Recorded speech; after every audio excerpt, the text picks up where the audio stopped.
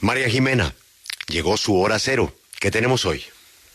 Bueno, Julio, es que yo desde que llegó nuestro gran fiscal, ex fiscal anticorrupción, me he puesto en la tarea de volver otra vez a recoger esa historia que se nos está perdiendo, porque además es la gran historia sobre cómo y por qué y qué fue realmente el cartel de la toga.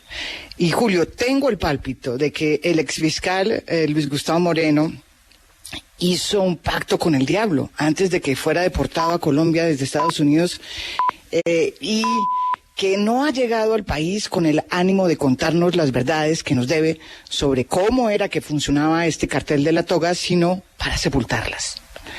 De otra forma, no se explica que a su llegada a Bogotá no haya sido trasladado a la cárcel, como era lo indicado, sino que fue llevado a una casa de la policía, lo cual demuestra que hay quienes quieren congraciarse con él con el objeto de que se quede callado.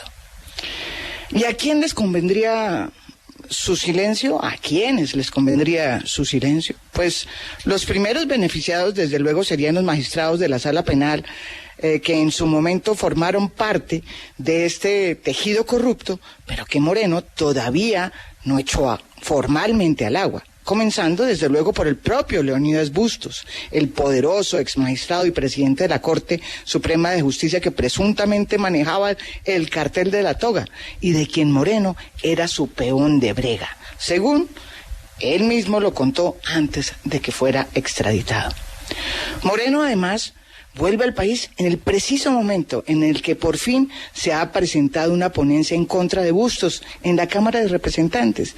Y si ese proceso llega a su juicio, o llega a juicio, lo más probable es que Moreno tenga que atestiguar en contra de Leonidas Bustos. Ojalá lo exponga y rompa su pacto con el diablo, su pacto de silencio con el diablo. Bustos fue un expresidente de la Corte Suprema de Justicia indigno y corrupto, que hasta ahora se ha salido con la suya. Moreno puede haber sido un usurpador de la justicia y un mercader sin escrúpulos, pero ha sido el único que ha intentado develar la corrupción al interior de la rama judicial.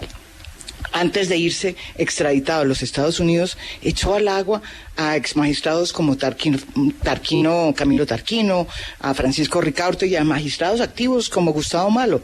Pero cuando comenzó a revelar cómo era que Leonidas Bustos cuadraba las decisiones en la sala para tener siempre los votos suficientes, de repente se cayó o lo callaron. Nos debe muchas verdades sobre cómo era que se cuadraban las decisiones judiciales, cómo se hacían esos pagos, y teniendo en cuenta cómo era que se funcionaba internamente todo ese cartel, pues nos debe cómo era que se garantizaba siempre al cliente que podían cumplir lo que se les pedía.